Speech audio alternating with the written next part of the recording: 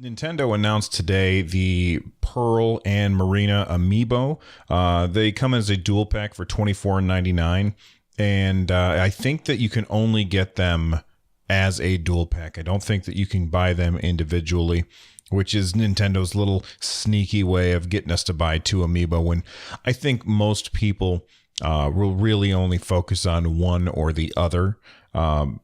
Of course, there's collectors that will pick up everything, you know what I mean? But I think a lot of people prefer one over the other. I like the design of Marina better than the design for Pearl, both with the Amiibo and just the character in general. So that's the one that I would pick up. Although, to be fair, I probably am not terribly interested in picking up either of these. Now, there's still no news as to what exactly is it that they are going to do in game.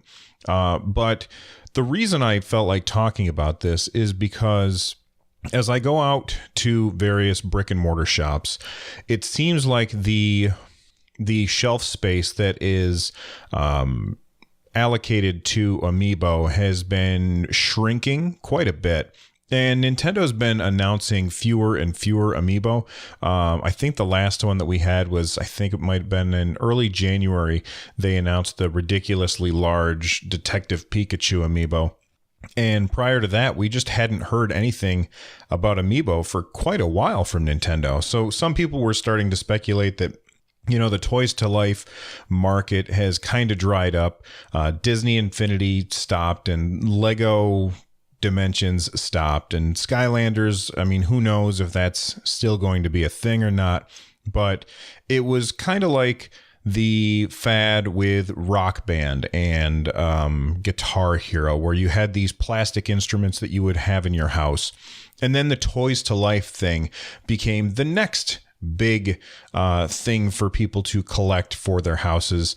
And Nintendo did Amiibo, and they did the Toys to Life thing far differently than everybody else.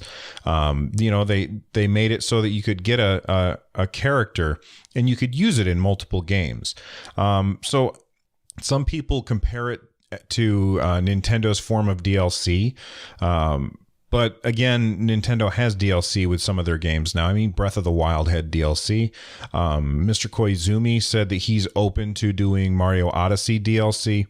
We've had DLC for Xenoblade 2. We've had DLC for Fire Emblem Warriors. So I don't think that this is Nintendo's form of DLC. I look at it the way that I think most people probably do, in that it's a cool collectible that also happens to work with some games. And that's why for this particular one, I'm not super excited about it. I mean, I really like Splatoon, but I don't have a nostalgic connection to these particular characters. I mean, why would I? They just came in Splatoon 2 last year. So I'm not super excited about this, but I know that a lot of people are, and I'm curious. Please let me know which character, if you could buy them individually, which one would you buy? Or would you buy both of them?